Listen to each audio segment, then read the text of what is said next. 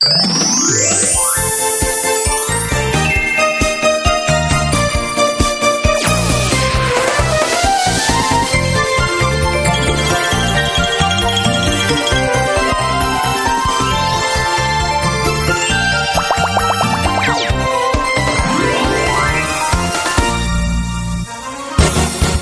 각종 호흡기 질환이 기승을 부리면서 씻기에 대한 관심이 높아지고 있는데요.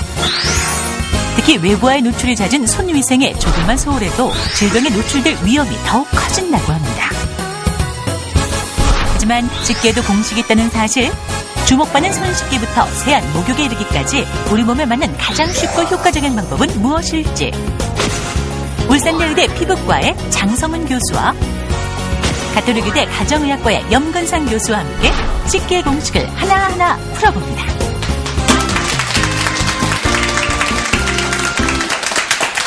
네, 오늘은 먼저 좀 소개를 드려야겠네요. 자타가 공인하는 눈웃음 천사입니다. 네, 웃는 모습이 너무 아름다운 윤수영 아나운서를 먼저 소개를 좀 드리겠습니다. 멋진 천사. 감사합니다. 안녕하세요. 윤수영입니다. 저 한 주간 휴가를 간 박주아 아나운서를 대신해서 이 자리에 나오게 됐고요. 무엇이든 열심히 배우겠습니다. 네, 워낙 떡 부러지고 또 상냥해서 며느리 삼자는 전화가 일주일 동안 많이 오지 않을까 싶은 생각도 드는데. 선배님, 제가 잘 보였군요, 그동안.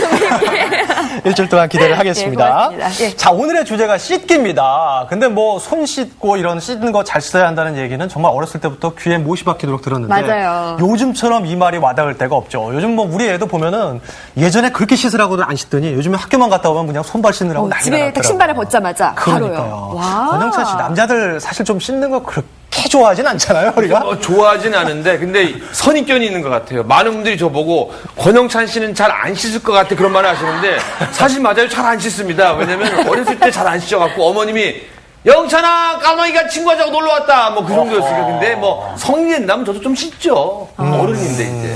오늘은 잘 씻고 오셨어요? 오늘은요, 제가 겨울이 되면은, 네. 얼굴이랑 손발은 깨끗이 씻는데, 목욕탕 가면 가끔 여기가 까마귀 때가 있습니다. 네. 자, 그래서 저희가 오늘 가장 기본적인 손 씻기를 한번 알아보기 위해서 스튜디오에 검안기를 딱 준비를 해놨습니다. 네. 그 손 상태를 한번 좀 볼 수 있을까요? 먼저. 지금 손 상태가요, 제가 보니까, 네. 여기 그냥 보이면 안 보인다고 합니다. 이게 형광물질인데, 보기에는 지금 아무것도 안 보이는데, 요걸 싹 발라서, 요거 상태가, 이 평상시에 여기에 여러분들이 다니시잖아요. 그럼 지저분하고 그런 것들이 균이 묻는다고 합니다. 그러니까, 근데, 염 교수님, 이거 나쁜 건 아니죠, 몸에? 그렇지는 않죠. 그러니까 여러분 평상시에 몸 상태가 이렇게 되는데 한번 볼게요, 어느 정도인지. 네. 자, 그럼 이 검안기 안에 한번 넣어보도록 하겠습니다. 와, 이렇게 잠깐만요. 제가 좀 보여드릴게요. 네네네. 지금 저게 세균이 직접 보이는 건 아니고요. 네네. 형광 물질이 지금 세균을 대변해서 얼마나 이제 손이 잘 씻기는지 보기 위해서 보는 거기 때문에. 네네. 일단은 손을 씻고 한번 다시 한번 보는 걸로 하죠. 네. 그러면 이 상태에서 평상시에 제가 씻는 대로 먼저 한번 씻어볼게요. 근데 남자분들 화장실에 가면은 손 보통 이렇게 하고 털고 그냥 물 묻히고 나오잖아요. 여러분들 안 그러세요? 나만 이렇게 씻나? 근데 한번 이렇게 이 상태에서 다시 한번 넣어보겠습니다. 검안기에. 깨끗이 씻겨질 것 같은데 다 남았네? 많이 남아있죠. 아니, 이렇게 보시면은 이 하얀 형광 물질이 씻기 전이나 후나 그렇게 큰 차이 없어 보이는데요? 네. 근데 보통 이렇게 씻으면 세균이 잘 안 닦이나 봐요? 그렇습니다. 대개 보면 우리가 손을 잘 씻는다고 그래서 나름대로는 신경을 쓰는데 이렇게 실험을 해보니까 손에 세균이 그대로 남아있는 경우가 많죠. 그래서 가장 우리가 이제 세균을 많이 만질 수 있는 게 우리 신체에서 손이거든요. 그래서 항상 뭐를 잡아도 어떤 세균의 문제가 되는데 이럴 경우에 이제 지하철을 탄다든지 핸드폰을 쓴다든지 집에서 살림을 하시는가 할 때 항상 손에 이런 세균들이 묻게 되거든요. 그래서 이런 거를 깨끗이 씻어야만 우리가 이제 세균을 비교적 오랫동안 청결하게 손을 유지할 수 있는 방법이 되겠습니다. 그러면 그렇게 해야지 깨끗한 남자가 되는 거거든요. 그렇습니다. 네. 손이나 얼굴이라도. 네, 알겠습니다. 자, 오늘 잘 배우셨죠, 권영찬 씨? 네네. 예. 그리고 의사 선생님들 같은 경우는 항상 환자를 상대하시니까 손을 더 청결하게 가꾸셔야 할 것 같아요. 네, 그렇죠. 하루에 한 30-40번 이상 씻는 것 같습니다. 정말요? 거짓말. 설마 그렇게 씻을까요? 환자들마다 또 계속 씻어줘야 되죠. 다음 환자를. 예. 사실 손뿐 아니라 얼굴과 몸 구석구석을 다 잘 씻는 것이야말로 질병 예방의 지름길이다라는 말을 많이는 듣고 많이는 하세요. 네. 그런데 사실 귀찮잖아요. 그렇게 꼼꼼하게 씻기가 어려운데 네. 오늘 이 자리에서 왜 깨끗이 씻어야 하고 또 어떻게 씻는 것이 가장 효과적으로 씻기는지 그 방법에 대해 오늘 잘 알아보겠습니다. 네, 방송 보시면서 궁금한 점이 있으시면요. 전화나 인터넷으로 저희와 함께 해주시기 바랍니다.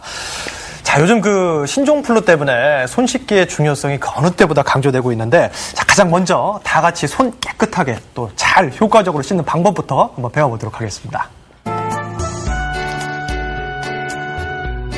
보호자는 아이에게 올바른 손 씻기 방법을 차근차근 알려주며 손 씻는 습관을 잘 지키기 위해 동요를 부르며 재미있게 충분히 손을 씻을 수 있도록 유도합니다. 곰대마리가 한 집에 있어 아빠고 엄마고 애기고. 먼저 손바닥과 손바닥을 마주대고 문지릅니다. 그리고 손가락을 마주 잡아 문지르고 손바닥과 손등을 마주대고 문지릅니다. 그런 다음 다른 편 손바닥으로 엄지손가락을 돌려주면서 닦고 손바닥을 마주댄 다음 손깍지를 끼고 문지릅니다. 마지막으로 손가락을 반대편 손바닥에 놓고 문지르며 손톱 밑을 깨끗하게 씻어줍니다. 이와 같은 방법으로 흐르는 물에 20초 이상 씻고 씻은 후에는 마른 수건이나 휴지로 손을 닦고 손이 닿지 않게 수도꼭지를 잠그도록 합니다. 곰 세 마리가 한 집에 있어 오른손 왼손 다 씻고 이렇게 한 노래 2번 정도만 부르면 손 씻기가 딱 마무리가 될 것 같아요. 그렇습니다. 송혜교 씨. 같은데. 자, 아무튼 어떠세요? 이렇게 보니까 손 씻기 방법 보니까 조금 우리가 생각했던 거하고 좀 다른 점들이 저는 있죠? 깜짝 놀란 게 사실 뭐 남자분들은 세수할 때도 한 3번 훅 하고 끝나잖아요. 근데 보통 화장실 가도 이 정도라고 그냥 털고 나오거든요. 근데 아까 화면 보니까 깜짝 놀란 게 비누를 이렇게 해주고 중요한 거는 20초 이상 씻으라고 했잖아요. 네. 여기에서 아까 보니까 사이를 이렇게 해주고 무슨 마사지 하는 것 같이 손을 군데군데 하는데 여기다가 또 그냥 끝나면 아빠고 엄마고 그러니까 저기 지금 손 씻기가 자, 나오잖아요. 그럼 지금부터 네. 올바른 손 씻기 6단계를 하나하나 좀 화면을 보면서 한번 좀 직접 한번 따라해 볼게요, 저희도. 네.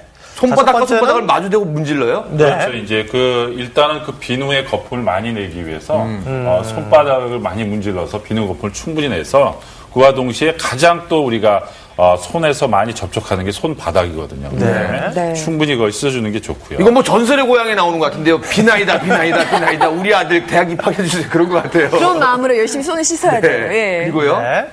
그다음에 이제 그 손을 마주 잡고서는 역시 그 손 이 끝에 우리 손끝도 역시 많이 쓰기 때문에 손끝도 다시 한번 씻어주는 겁니다. 그래서 2번째 단계로 손끝을 씻어주고요. 이게 손 씻기가 쉬운 게 아니네요, 이게. 권영찬 씨 제대로 보여주시는데요, 아저씨를. 예. 그 다음에는 이제 그 3번째 단계로서요. 그 반대 손에 손등에다 대고 바닥과 등이 맞닿을 정도로 이렇게 계속 문질러 주는 것이죠. 아, 그렇죠. 손등도 또 소홀히 할 수 그렇습니다. 없습니다. 그 전체를 한번 씻고 손끝 씻고 손등으로 넘어와서 그렇죠. 한번 또 손등도 만져주고요. 씻고요. 예. 그다음에 이제 4번째 단계를 보시면은 이제 엄지 손가락이 우리가 그 길이는 제일 짧은데도 불구하고 모든 물건을 집은지할 때도 힘을 작용을 하기 때문에 반대편 손으로 엄지 손가락을 다시 한번 강조해서 닦아주는 게 이제 4번째 단계가 되겠습니다. 오늘 손이 호강하네요. 마사지 받는 것 같아요. 아니 정말 그렇지 않아도 요새 그 신종플루 때문에 손 씻기를 강조하는 예. 이야기들이 참 많았는데 그렇습니다. 그래서 눈병이니 뭐 장염이니 해마다 유행하던 전염병이 많이 올가를 줄는다고 크게 해요. 줄었다고 이제 합니다. 5단계네요. 예. 예, 5단계 보면 이제 그 손등, 손바닥 이런 것들 따갔기 때문에 이제 손가락 사이를 깨끗이 세척하기 위해서 5번째 단계로 이 깍지를 끼고서는 서로 비벼주는 게 이제 5단계가 되겠습니다. 네. 아, 복잡합니다. 자, 그럼 이제 마지막 6단계만 6단계. 남아있네요. 네, 마지막으로 이제 그 손끝에, 손톱 사이라든지 이 손끝의 어떤 균을 제거하기 위해서 반대쪽 손바닥에다가 손가락을 문질러서 마지막까지 손톱에 있는 균이라든지 여러 가지 세균들을 제거하기 위해서 마지막 단계로 이렇게 손을 씻으면 되겠는데 네. 이제 6단계를 외우다 보면 이게 뭐부터 해야 될지 헷갈리지 않습니까? 네. 그러다 보면 뭐 20초, 30초가 넘어가니까 그러니까 여유 있게 그냥 손을 씻고 가장 중요한 것은 내가 가장 손이 많이 닿는 부위가 어딘가를 생각하고 비누 거품을 충분히 해서 씻은 다음에 흐르는 물에 충분히 세척을 해주는 게 가장 중요하겠습니다. 중요한 거는요, 남자분들이 이렇게 하면 집 나가거든요. 그러니까 집에 할 때 노래를 아빠고, 엄마고, 애기고 이렇게 노래 하나씩 가르쳐줘야 될 것 같아요. 야, 근데 완전히 다른 느낌이 드시죠? 지금처럼 이렇게 꼼꼼하게 씻으니까. 근데 손이 뽀드득해졌어요. 참 건강해질 뿐 아니라 이렇게 분위기도 좋아지겠네요. 열심히 화장실에서 손을 씻으면은. 그 손 씻기가 확실히 아까도 제가 슬쩍 말씀을 드렸지만 네. 눈병이나 장염, 그 발병률을 훨씬 낮췄다라는 게 정말인가요? 그렇습니다. 지금 권영찬 씨도 잠깐 말씀을 하셨지만 저렇게 20초 이상 6단계로 손을 씻어볼 때 손 느낌이 완전히 틀리실 거예요. 그렇죠. 평소답지 않게 뽀드득하고 굉장히 건조한 느낌 받으실 텐데 대개 보면 이제 올해 초에 A형 간염이 굉장히 유행을 했는데 이런 손 씻기 통해서 많이 감소를 했고요. 네. 그 밖에 여러 가지 수인성 질환인 무슨 대장균이라든지 노로바이러스라든지 또는 살모넬라 같은 이렇게 물로 전염이 되는 전염병도 20%나 손 씻기로 해서 감소를 했습니다. 그래서 이런 손 씻기들이 어떤 균을 남한테 옮겨주고 내가 받는데 어떤 막는데 도움이 되는데 중요한 것은 손을 씻는 게 균을 죽이는 게 아니라 균을 씻어내는 거, 물리적으로 이겨내는 거기 때문에 네. 이런 손 씻는 것이 가장 중요하겠고요. 그래서 이제 예를 들면은 예전에 흑사병이 많이 유행했을 때 네. 수백만 명의 그 인류로부터 손 씻기가 이런 흑사병을 막아줬고요. 또 100년 전에 그 출산 후에 분만 후에 어떤 그 감염으로 해서 사망을 하게 된 여성의 경우에도 이 손 씻기로 인해서 이런 질환들이 예방이 됐다는 걸 봤을 때 얼마나 손 씻기가 중요한지는 재산 강조해도 지나치지 않겠습니다. 네.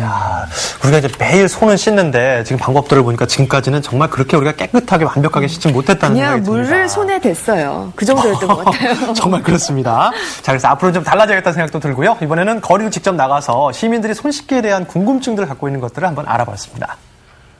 뭘 만지면 틈난대로 좀 씻는 것 같아요. 6, 7번에서 10번 사이? 무슨 일을 열심히 하고 난 다음이라든가 항상 닦고 식사하기 전에 뭐 화장실 갔다 와서 뭐 수시로. 자주 씻곤 했지만 풀리지 않은 의문이 있다고요?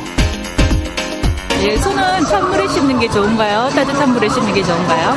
하루에 몇 번 정도 손을 씻는 것이 적당한가요? 손을 자주 씻으면 건조한데요. 촉촉하게 유지할 수 있는 방법이 없나요? 요즘에 손 세정제로 손을 많이 씻잖아요. 그게 그냥 물로 씻는 것만큼 효과가 좋은가요? 자, 손 씻기 이것이 궁금합니다. 먼저 첫 번째 궁금증은요. 저도 사실 정말 궁금한데 손을 찬물에 씻는 게 좋을까요? 아니면 따뜻한 물에 씻는 게 더 좋을까요? 이거는요, 함정이 숨겨져 있습니다. 두 개 다 해야 됩니다. 왜냐면 우리 그 사우나 같은 데 가보셨잖아요. 그럼 어르신들이 찬물에 어허 하다가도 뜨거운 물로 넘어가잖아요. 이거는 찬물로 적당히 씻어주다가 뜨거운 물에 살짝 담갔다가 그렇게 똑같이 2번 시켜줘야 됩니다.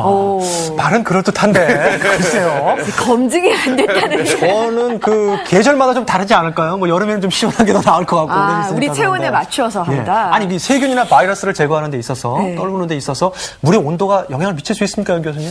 그 결론부터 말씀드리면 네. 온도의 차이가 없습니다. 왜냐하면은 우리가 보통 집에서 소독한다고 그러면 끓는 물에다 뭘 넣잖아요. 그렇죠. 근데 솔직히 끓는 물에 손 넣을 수는 없지 않습니까? 그러니까 우리가 보통 보면 그 아무리 우리가 그 더운 물에 한다고 해도 목욕탕 가면 한 40에서 45도 사이밖에 안 되거든요. 근데 네. 균이 죽는 온도는 적어도 63도 이상이 돼야 됩니다. 그렇기 때문에 그렇게 높은 온도에서 실제로 물의 온도 가지고 균을 죽인다는 거는 말이 안 되고요.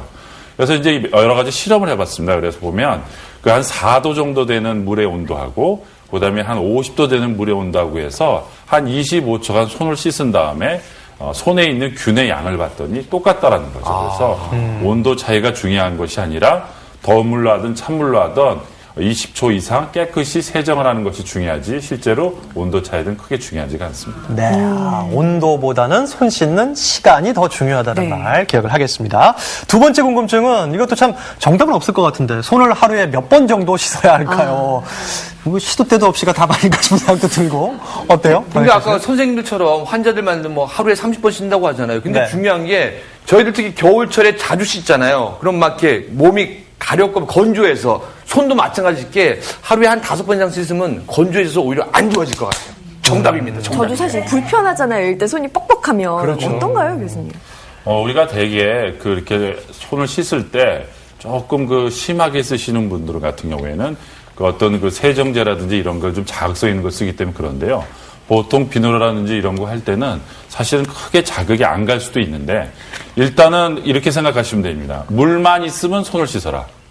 그러니까 무슨 물만 얘기냐면 있으면? 우리가 일상생활 하시다 보면 뭐든지 잡는 게 많지 않습니까? 냉장고도 잡아야 되고 휴대전화도 잡아야 되고 그다음에 지하철도 타야 되고 코도 풀어야 되고 그다음에 식사도 하셔야 돼요. 주부님들 같은 경우에는 항상 손을 쓰시게 되는데 사실은 그때마다 내 몸에 있는 균뿐만 아니라 거기 손잡이에 있는 균들이 내 손에 옵니다. 그렇기 때문에 우리가 물만 보면 씻어야 된다 할 정도로 자주 씻어야 되는데 그 서울시에서 예전에 이런 캠페인을 한 적이 있습니다.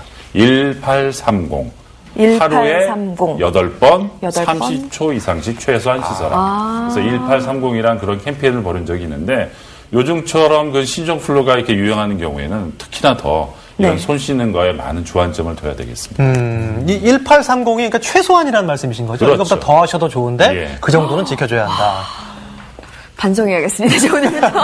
근데 아까 윤수영 아나운서 잠깐 했지만 뭐 여자분들 더 그럴 거예요. 손 너무 자주 씻으면 손이 너무 거칠어지는 게 아닌가. 뭐 아플 때도 있어요, 사실. 그래서 사실 자주 씻더라도 어느 정도 피부에 해가 되지 않을 정도로 해야 되지 않을까요? 네, 물론입니다. 네, 특히 피부과 의사 관점에서 볼 때는 씻는 것도 중요하지만 씻은 후에 관리가 중요하죠. 그래서 우리가 손 습진, 수부 습진, 또 다른 말로 주부 습진이라고 보통 말을 하죠. 주부뿐 아니라 사실 물일을 많이 도와주신 남편분들, 뭐 의사, 간호사, 또 뭐 요리하시는 분들, 미용업 종사하시는 분들 보면은 손 때문에 굉장히 많이 고생을 하세요. 특히 주부 습진이 한번 생기게 되면은 그게 만성으로 가고 물집도 생기고 뭐 손톱도 변하고 가렵고 굉장히 힘들게 되죠. 손을 씻는 것뿐 아니라 손을 씻으면서 바로 보습제를 바르는 예방이 중요한데요. 제가 5가지 정도 말씀드릴 건데 첫 번째로 우리가 물일을 할 때 뭐 빨래나 무슨 뭐 설거지 같은 거 할 때는 고무장갑 속에 면장갑 낀다. 이거 다 알고 계실 거예요.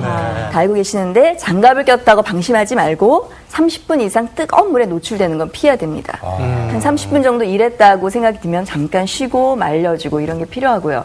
두 번째는 청소 같은 이렇게 더러운 물질을 만질 때에도 반드시 면장갑을 껴서 불필요하게 자꾸 손을 씻는 것을 좀 피해줘야 됩니다. 장갑을 낀다면 아무래도 더 물이나 뭐 세제에 덜 노출이 되겠죠. 그렇겠네요. 그 다음에는 또 헤어 제품, 그리고 또 뭐 스프레이, 샴푸 이런 걸 쓸 때도 가급적이면 손에 안 닿게 하는 게 좋겠고요. 손을 최대한 보호하기 위해서는 비닐 장갑을 끼는 것이 좋습니다. 그리고 또 그 기타 여러 가지로 이제 손에 자극이 되는 게 뭐가 있나 봐야 되겠고요. 가장 중요한 거는 손 씻는 세정제 옆에는 항상 보습제를 둬야 된다는 겁니다. 그래서 손을 씻으면 물기가 아무래도 약간 남아있죠? 물기가 약간 남아있는 상태에서 물기가 없어지기 전에 보습제를 빨리 발라주자. 이렇게 생각하면 됩니다. 물기가 남아있는데 수건으로 물기를 다 털어낸 다음에 바르는 게 아니라 약간은 촉촉한 상태에서 발라줘요. 수건으로 이렇게 문지르기보다는 뭐 눌러서 닦아라 하는데 살다 보면 바빠서 못하는 경우도 많죠. 근데 진짜 교수님을 만났어야 되는 게 사실 남자분들은 주부들 설거지 도와주잖아요. 이 고무장갑 잘 안 껴요. 그래서 요즘 제가 이게 손 주부습진에 걸렸죠. 정말이 이걸 껴야 되는 났고. 그 장갑을 적절히 활용을 해서 손을 좀 보호해주겠다는 생각이 듭니다. 자, 또 제가 또 말씀드릴 거는 또 가장 중요한 게 물의 온도예요. 뜨거운 물은 피하셔야 됩니다. 뜨거운 물과 비누가 만나면은 자극이 점점 증가하게 되고요. 그래요? 특히 보습제도 그냥 아무거나 쓰는 게 아니라 연령대별로 또 생활 패턴별로 맞는 보습제를 써줘야 합니다. 미지근한 물 정도가 가장 좋겠네요. 그렇죠. 미지근한 물이 제일 좋죠. 네. 두 가지 궁금증을 풀어봤고, 이번엔 손 씻기에 관한 또 마지막 궁금증입니다. 요즘 보면은 그 손 소독제 많이들 사용하시잖아요. 뭐, 각 위치마다 어느 정도나 배치가 되어 있기 때문에 가끔 습관적으로 사용을 하게 되는데, 이것도 과연 손 씻는 것만큼 효과가 있을지. 아니, 사실 저도 궁금한 게 요즘 뭐 방송국이나 대기업 같은 데 가면은 저기 정문 앞에 다 있어요. 근데 다 있어요. 예. 남자분들도 이걸 아까 뭐 꼼꼼히 뭐 이렇게 하는 게 아니라 그냥 슥 넣었다가 빼고. 그래서 과연 이게 효과가 있을까라는 생각이 들거든요. 있다면 과연 어느 정도나 있을까? 그렇죠? 그게 궁금한데요. 그렇습니다. 요즘 그 손 씻기가 굉장히 그 전 국민적으로 부각이 되기 때문에 이런 그 실험들을 우리나라 그 식약청에서 좀 실험을 해봤습니다. 그래서 물로 씻는다든지 아니면 물 티슈를 한다든지 실제로 그 비누를 사용한다든지 또는 소독제를 사용한다든지 해봤는데 여기 지금 TV에 나옵니다만 우리가 봤을 때 그 물로 씻는 것도 효과가 어느 정도 있겠고요. 가장 좋은 것은 이제 비누로 씻는 것이 세균을 묻힌 다음에 감소율이 99%나 되고요. 예. 물론 이제 손 소독제도 제품에 따라서 좀 차이가 있겠습니다만 98% 정도의 효과가 나왔고 네. 오히려 물 티슈 같은 경우에는 50%밖에 되지 않기 때문에 우리가 식당에서 이제 물 티슈를 간단하게 쓸 때 뭐 깨끗이 사용을 합니다만 그래도 불구하고 반 정도밖에 그 균이 없어지지 않기 때문에 가능한 물 세척을 한다든지 또는 비누 세척을 해서 손을 깨끗이 한 다음에 식사를 드시는 게 좋겠고요. 우리가 보통 손을 깨끗이 씻는 이유는 보통 우리 피부에는 그냥 상주하는 균이 있습니다. 그리고 우리가 무언가를 잡았을 때 옮겨오는 균들이 있고요. 근데 우리가 방심하면 안 되는 것이 손에 있는 균 같은 경우에는 특별히 우리 면역력이 약해지지 않으면 상관이 없는데 이런 다른 데서 옮겨오는 균 같은 경우에는 문제가 되거든요. 그래서 우리가 손을 씻자고 하는 거기 때문에 이런 그 여러 가지 그 손 씻는 방법을 통해서 항상 손의 외부에서 옮겨온 균들을 깨끗이 제거해 주는 게 질환 예방에 도움이 되겠습니다. 네, 그러니까 물이 있을 때는 비누로 씻는 게 가장 좋고 없을 때는 손세정제를 이용하시면 되겠습니다. 자, 마지막으로 정리 한번 좀 해볼게요. 아까 보니까 1830 하루에 8번 이상 30초 이상 기본적으로 씻어주시는 게 좋고 그리고 장 교수님 말씀대로 손을 좀 보호할 수 있는 장갑이나 이런 걸 적절히 사용하는 게 좋을 것 같습니다. 보습제도 잊지 말고요. 네, 계속해서 이번에는 손만큼은 아니지만 우리가 아침 저녁으로 얼굴을 항상 세안을 하죠. 네, 얼굴 청결에 대해 알아보겠습니다. 먼저 이 세안과 관련한 시민들의 반응 만나볼게요. 클렌징으로 세안해요. 아니, 아침 저녁으로 딱 2번만 하면 될 것 같은데. 이중 세안으로 하려고 하는 편이에요. 깨끗하게 세안하는 방법, 이것이 궁금해요. 세수하고 물기를 수건으로 닦지 않고 말리면 좋다는 게 맞나요? 아침에 물로만 세수하라고 하는데 그게 근거 있는 말인가요? 세안할 때 얼굴을 뽀드득거릴 정도로 닦아야지 깨끗해지나요? 보통 가족들은 비누를 같이 쓰잖아요. 근데 그게 위생상 괜찮은가요? 자, 여러 가지 궁금증들을 들어봤는데 역시 또 뭐 미용과 관련도 있다고 생각을 하셔서 여성분들이 궁금증이 많으십니다. 네. 아까 얼핏 얘기가 나왔었는데 세안 후에 물기는 그대로 말리는 것이 피부에 좋다. 저도 이런 얘기 많이 들었어요. 왜냐면 수분기를 그대로 둬야 되기 때문에 수건으로 닦지 않고 손으로 이렇게 두드려주면서 물기를 말려라라는 얘기를 저도 들은 적이 있거든요. 어떤 분들은 기초 화장품을 화장실에도 두고 세수한 이후에 곧바로 발라야 한다. 거기까지 가는 시간에도 건조해진다. 뭐 이런 말도 하는데 잘은 모르겠습니다. 고영차 씨 어떠세요? 요거는 제가 정확히 합니다. 왜냐면은 축구를 자주 하는데 남자들은 축구 끝난 다음에 세수하잖아요. 그럼 좀 야성미가 넘치게 그걸 안 닦아요. 근데 집에 갈 때 10분만 지나잖아요. 얼굴이 그냥 쫙 당기는 것처럼 이거는 안 좋은 것 같아요. 건조해진다. 왜냐면 더 건조해지는 것 같아요. 맞나 모르겠습니다. 저희가 뭐 말은 많이 했는데. 그래요? 네, 권영찬 씨 말이 맞고요. 물기를 그대로 두면은 결국은 수분까지 다 빼앗아서 증발해버리게 되죠. 그러니까 보습제를 바로 즉시 바르는 것이 좋고 그리고 얼굴을 닦을 때도 이렇게 문질러서 닦으면 안 됩니다. 이렇게 그냥 꾹꾹 눌러서 닦으라고 이렇게 얘기를 하죠. 그러면 화장품 같은 경우는 어느 정도 이내에 발라주는 게 좋습니까? 아까 말씀하신 것처럼 바로 바르면 좋고요. 3분 이내에 발라라 이렇게 보통 표현을 하는데 얼굴뿐 아니라 몸 전체에 다 보습제를 씻은 다음에 3분 이내에 물기가 마르기 전에 발라라 이렇게 보통 권유를 하죠. 네. 물기가 마르기 전에. 두 번째 궁금증입니다. 아침에는 물로만 세안하는 것이 좋다? 비누질을 하지 않고 아침이니까 그냥 물로만 세척하는 건 어떨까요? 근데 이렇게 해보잖아요. 저도 이제 요즘에 경험이 많으시네요. 예전보다 살이 쪘거든요. 그러다 보니까 기름기가 많아졌다고 하나요? 근데 그냥 세수하면은 약간 미끈미끈한 기가 있는데 아까처럼 막 비누로 뽀득뽀득 씻잖아요. 그럼 약간 이렇게 좀 이렇게 더 깨끗해진 것 같다는 느낌이 들던데. 기분이 좋죠, 일단. 기름기가 없으니까. 뽀득뽀득한 건 그 순간뿐이고 결국은 건조해서 더 거친 느낌이 들게 되겠죠. 그래서 요즘 제가 피부가 거칠어졌군요. 특히 남자분들은 이렇게 너무 문지르고 이렇게 뽀득뽀득한 걸 좋아하시는데 물론 아침에 일어나면 기름이 흐르니까 당연히 세척을 하고 싶은 생각이 들죠. 하지만 건성 피부의 경우에는 가볍게 물로 하는 것이 좋겠고 좀 비누를 쓰고 싶다 그러면은 유분이 많이 흐르는 T존 부위, 이마나 코 이런 부위 주변에 가볍게 로션 타입으로 이렇게 세정을 해주시는 거 좋고요. 또 기름이 너무 많은 분들은 물론 아침에도 비누 세안을 하는 것이 권장됩니다. 비누 세안을 너무 하지 않으면 또 문제가 생기는데요. 모공에 피지가 막히게 되고 또 모낭충 같은 것들이 생길 수가 있어서 비누 세안을 너무 안 하는 것도 나쁘지만 또 너무 건조하게 하는 것도 나쁘다 이렇게 말씀드릴 수가 있습니다. 각자의 피부 상태를 잘 보고 하시는 게 좋겠네요. 그 세 번째 궁금 중에 지금 말씀하신 바로 그거였거든요. 뽀드득. 이게 심리적으로는 참 그렇게 닦으면 좋겠다는 생각이 드는데 그렇게 좋지 않다라고 하셨단 말이에요. 근데 사실 CF 보면은 뽀드득 그 CF까지 나오잖아요. 그럼 좋은 거 아닌가? 예, 뽀드득하면 당기게 되죠, 얼굴이. 네. 그래서 예, 뽀드득하는 건 좋지 않고요.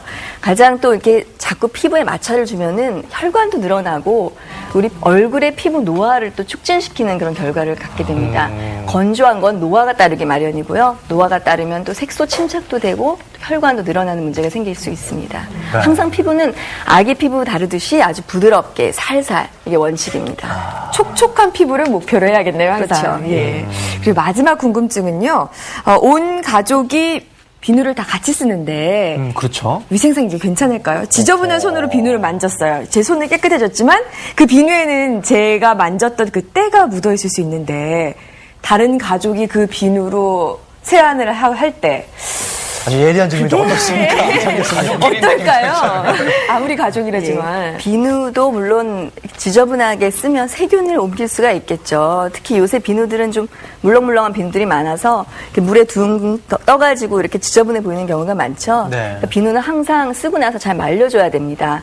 젖어 있으면 오히려 세균의 온상이 되겠죠. 그런 경우가 아니면 같이 쓰는 건 무방할 것 같습니다. 네. 그러니까 세수한 후에 비누도 좀 닦아줘야 되는 것 같아요. 비누를 좀 말려두는 게 좋다는 얘기군요. 예. 그럼 이 비누가 요즘 막 여러 가지 종류들이 많잖아요. 특히 세안제는 막 복잡한 것들이 많은데 피부 타입에 따라서 어떤 거 고르는 게 좋아요? 클렌징 폼, 클렌징 젤 이름도 참 복잡해요. 네. 네, 일단 본인 피부가 지성이라고 생각하는 분들, 특히 T존 부위, 유분이 많은 부위에는 보통 클렌징 폼을 쓰라고 권유를 하죠. 클렌징 젤이나 폼을 쓰는데 본인의 피부가 아주 민감하고 건성이라고 느끼시는 분들은 그런 폼 제품을 쓰지 않고요. 피부에 가장 적합한 오히려 이렇게 닦고 나면 약간 끈끈한 느낌이 드는 촉촉한 느낌이 드는 로션 타입을 써야 합니다. 그래서 피부 타입에 맞게 써야 되고요. 대부분의 피부는 복합성 피부가 많습니다. 그래서 무조건 피부는 촉촉하되 T존 부위, 유분이 많은 부위만 폼 같은 것을 써서 닦아주는 식으로 이렇게 좀 신경을 써주는 것이 피부 노화를 막을 수가 있죠. 그러면 특히 우리 그 영유아들 있잖아요. 아기들은 피부가 이렇게 솜 같다고 하잖아요. 아기 피부. 아기들은 어떻게 해주죠? 그러면? 그렇죠. 아기들 또 4살 이상의 그 소아들 또 성인, 노인 물론 다 다른데요. 특히 아기들은 좀 유분이 많게 이렇게 관리를 해주고 4살 이상의 소아들은 아무래도 바깥 활동이 많아지고 뭐 먼지나 흙이나 이런 접촉을 많이 하게 되므로 세정력도 뛰어나지만 보습력도 뛰어난 그런 제품을 써줘야 됩니다. 네. 나이별에 맞게 생활 패턴별에 맞게 써주는 것이 중요하죠. 사실 요즘에는요 남자분들도 화장 많이 하고 다니시잖아요. 근데 군대 같은 데 보면은 고참들이 야 남자는 빨래비누로 해야 되는데 사실 요즘 남자도 피부 미인이 많거든요. 남자들도 뭐 이렇게 그래도 아무 물이나 쓰지만 않을 것 같은데요. 어떨까요? 그냥 쓸까요 아무거나? 예, 남자분들이 사우나에서 또 막 이렇게 떼미시고 얼굴도 같이 막 떼수건으로 미시고 또 거기 있는 고형 비누, 센 비누로 막 닦고 나오시는 분들 참 많다고 얘기 들었는데요. 남자분들도 본인의 얼굴을 신경 쓰신다면 이제 좀 클렌징, 액상 클렌저나 폼 제품이나 젤 제품을 한번 써보시는 게 생활 개선하는 데 도움이 될 것 같습니다. 제 얼굴을 자꾸 보세요. 제가 피부가 거칠어졌나고. 자, 교수님, 그거 하나 좀 여쭤볼게요. 그 보통 세안제 같은 데 보면 pH 뭐 이렇게 써 있거든요. 그렇죠. 그 pH가 뭐예요? pH는 그러니까 산도를 말하는 건데요. 우리가 보통 중성이 이제 pH 7이라고 보통 얘기를 하는데 우리 피부는 약산성을 띠고 있습니다. 약산성 피부에 알칼리성 고형 비누를 쓰게 되면은 피부 보호막인 지지를 녹여내게 됩니다. 그래서 그렇게 하기보다는 아주 순한 비누라는 거 말하는 것은 약산성 저자극, 한 pH가 한 5.5 정도로 맞춰진 그런 비누, 클렌저를 사용하는 것이 좋습니다. 네, 이 세안제도 정말 자신의 피부 상태에 맞춰서 고를 줄 아는 그런 지혜가 필요할 것 같아요. 네. 자, 그럼 여기서 이제 얼굴을 씻는데도 다 순서가 있고 법칙이 있습니다. 얼굴 피부를 건강하게 하는 똑똑한 세안법 알아봤습니다. 세안만 잘해도 피부 미인이 될 수 있다? 얼굴 피부 건강의 첫걸음 세안하는 방법 꼼꼼히 알아봅니다. 세안하기 전 반드시 손을 깨끗하게 씻어주세요. 손에 남아있는 미세한균들이 얼굴 피부를 자극시킬 수 있다고 합니다. 그런 다음 얼굴에 물을 적시는데요. 이때 피지가 밖으로 빠져나갈 수 있도록 미지근한 물로 모공을 열어주는 것이 좋습니다. 세안제를 사용할 때는 거품을 충분히 내는 것이 좋은데요. 얼굴 부위에 따라 꼼꼼히 문지르세요. 피부 안쪽에서 바깥쪽으로 볼을 가볍게 문지르고 피지 분비가 많은 이마와 코는 더 세심하게 닦아주시고요. 이때 코는 위에서 아래로 원을 그리며 문지릅니다. 턱은 안쪽에서 귀 방향으로, 주름이 생기기 쉬운 목은 아래에서 위로 끌어올리듯 마사지합니다. 세안제로 얼굴 전체를 충분히 닦았다면 비눗기가 남아있지 않도록 흐르는 물에 깨끗하게 씻어주세요. 그리고 마지막으로 찬물에 헹궈주는데요. 얼굴을 톡톡톡 두드려 모공을 수축시킵니다. 아무리 깨끗하게 씻어내도 얼굴을 수건으로 문지르게 되면 피부가 자극을 받아 좋지 않다고 하니 가볍게 눌러 닦아주는 것이 좋습니다. 깨끗하게 세안을 끝낸 후에는 본인 피부에 맞는 화장수로 마무리해주세요. 하루 2번 제대로 된 세안 방법으로 건강한 피부 미인 되보세요. 야, 이게 어느 정도 공식 그런 게 있네요. 네. 한번 다시 한번 짚어보면은 세안은 하루에 2번, 또 한 번 하실 때 한 2분 정도가 적당하시고, 그리고 세안제는 자신의 피부 타입에 맞게 현명하게 선택을 하시는 게 꼭 필요할 것 같고, 마지막으로 한 3분 이내에 화장수로서 또 물기가 좀 있을 때 좀 화장품을 발라주시는 게 좋다. 요거는 좀 기억을 하시는 게 좋겠습니다. 저는 정말 얼굴이 완전히 다 말랐을 때 발라줬거든요, 화장수를. 오늘부터는 좀 습관을 바꿔야겠다는 생각이 들어요. 지금 무엇이든 물어보세요 해서 좋은 거 많이 배우죠? 무엇이든 배워간다고 했어요. 네. 예, 손 씻는 법을 알았고 얼굴 씻는 법을 배웠습니다. 이번에는 몸 씻기로 넘어가 볼게요. 겨울에 하는 목욕 정말 좋지 않나요? 추운데 또 썰다가 집 안으로 들어와서 물을 받아서 이렇게 따뜻한 몸에 진짜 물을 행복하죠. 근데 착 다 풀리잖아요. 근데 또 너무 피곤하고 그럴 때는 또 씻고 싶지 않은 그런 생각도 들 때도 많은데. 정말요. 그렇죠? 네. 이게 근데 목욕이라는 게 단순하게 우리 몸에 있는 어떤 뭐 더러운 것을 덜어내는 이런 역할만 하는 것은 아니라면서요. 그렇습니다. 어떻게 보면 우리가 그 목욕이라고 하면 우리나라 문화에서 보면 어떤 샤워, 씻는다기보다는 그 탕에 들어간다는 입욕의 어떤 의미가 더 크거든요. 그래서 이런 그 입욕의 경우에는 우리 몸의 건강을 지키는 데 아주 도움이 되는데요. 특히 혈액순환이라든지 신진대사를 촉진하는 데 도움이 되고요. 또 말씀하신 것처럼 어떤 근육의 긴장을 풀어준다든지 추위를 막아준다든지 이런 것도 도움이 되겠고, 또는 이제 적절하게 목욕을 하면 어떤 피부의 순환을 좋게 해서 피부가 유특해지는 이런 여러 가지 효과가 있는데, 특히 말씀하신 것처럼 겨울에 어떤 이거 몸이 움츠려 있고 근육이 어떻게 수축돼 있을 때, 혈관이 수축돼 있을 때 이완시켜주는 그런 좋은 작용을 하겠습니다.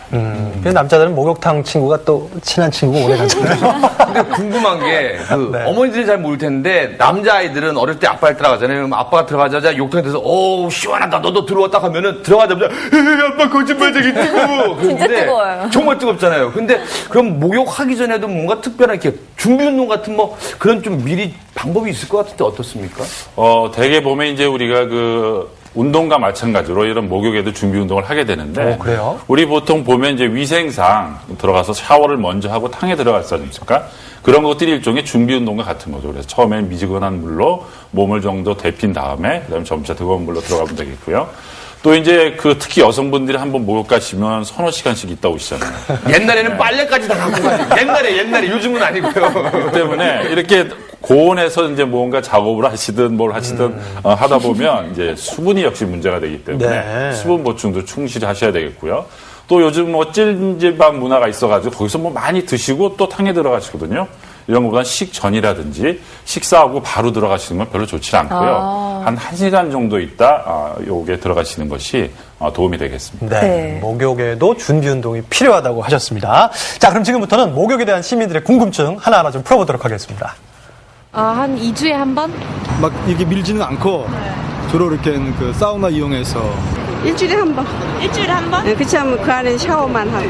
하루 여름에는 한 2-3번 하고 겨울에는 한 번 정도? 목욕하는 방법도 가지각색, 궁금증도 다양한데요.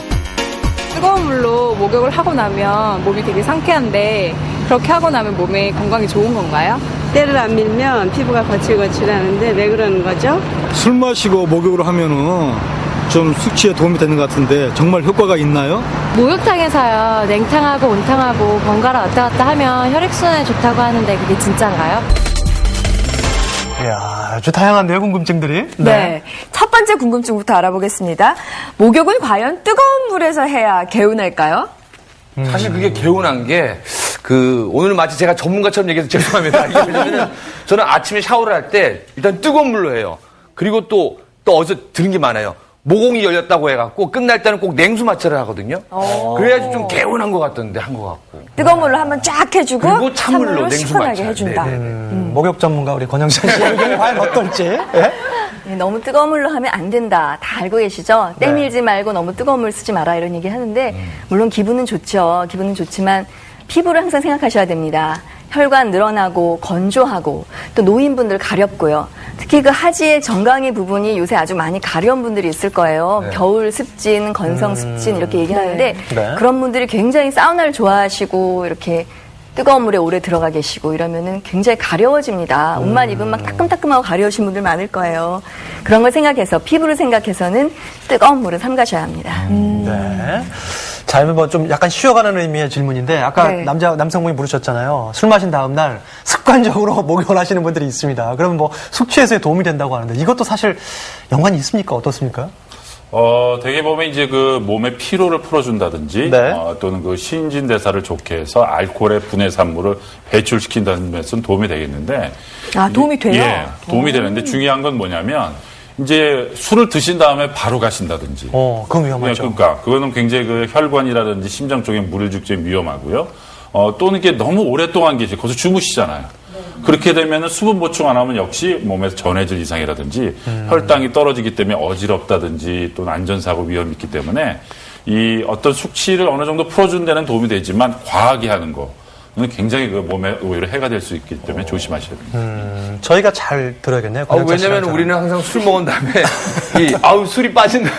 조심하셔야겠네요. 예, 그 정말 심리적인 거고 너무 과하게 하시면 안 된다는 걸 가시더라도 좀 좋겠습니다. 쉬신 다음에 가셔야겠어요. 술을 끊어야죠, 뭐. 그날이 정답이죠. 맞습니다. 네. 예.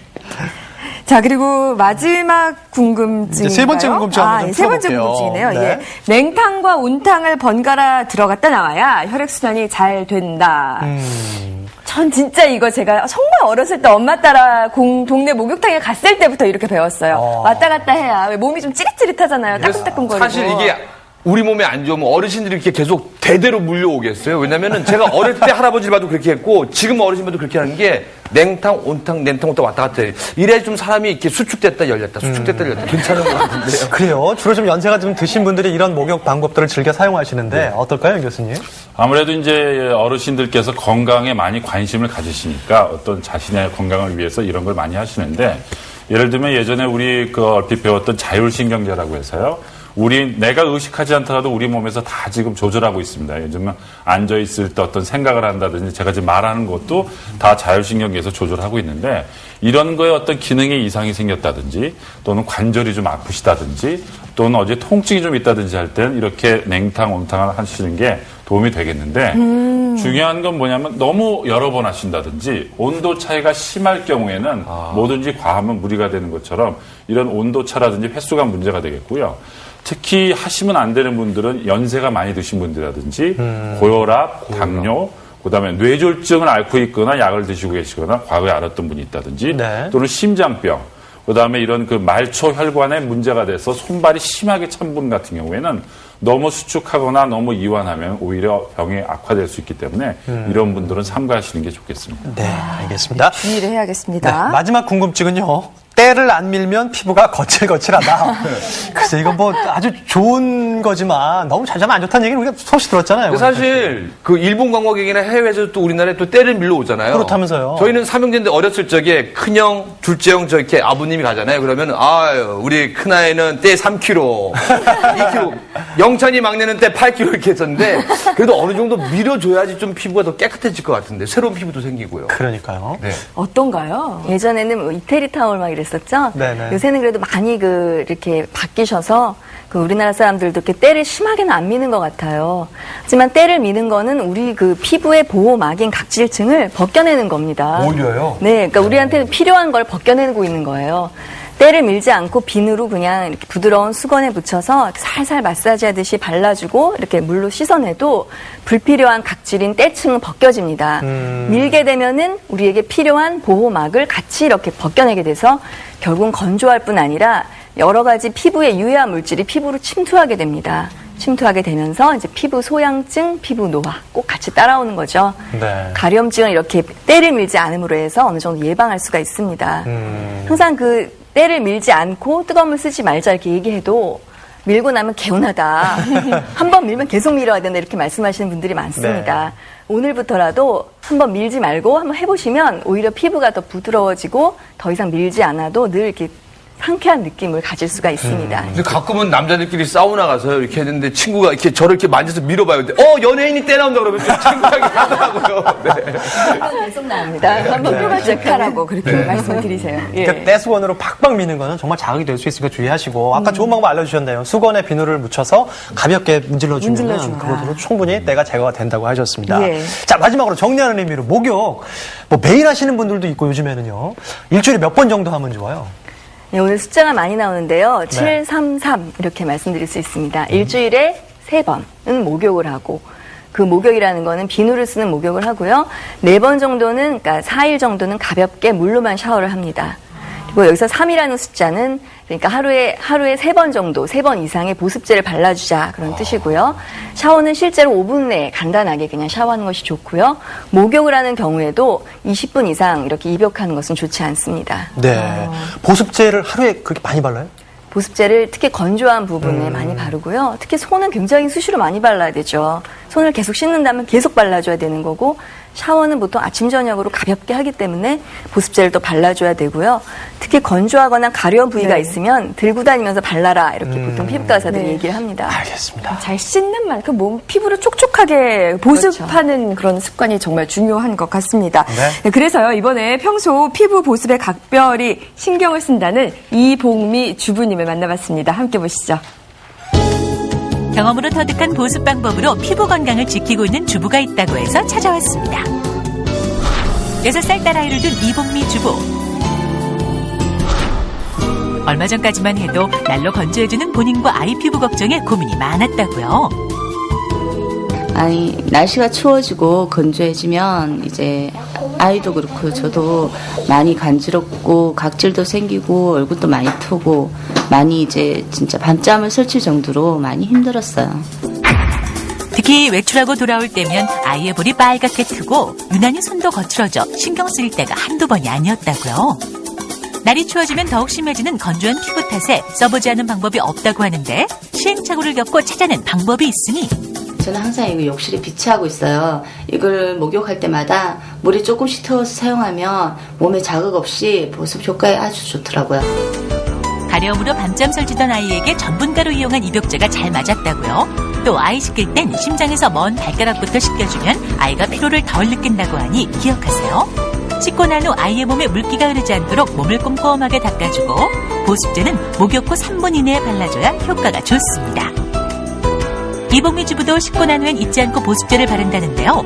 지나치게 많이 바르면 오히려 피부가 건조해질 수 있으니 적당량 잊지 마세요. 네, 지금 아이는 아이에 맞는 보습제가 따로 있고 어른들은 또 어른들 보습제가 따로 있어서 지금 따로 사용하고 있어요. 또한 나이에 맞게 보습제를 사용하는 것도 피부 보습에 효과적이라고요. 피부를 위해 먹는 음식도 특별히 신경을 쓴다는 이복미 주부. 비타민이 풍부한 녹황색 채소는 항상 챙긴다고 하는데요.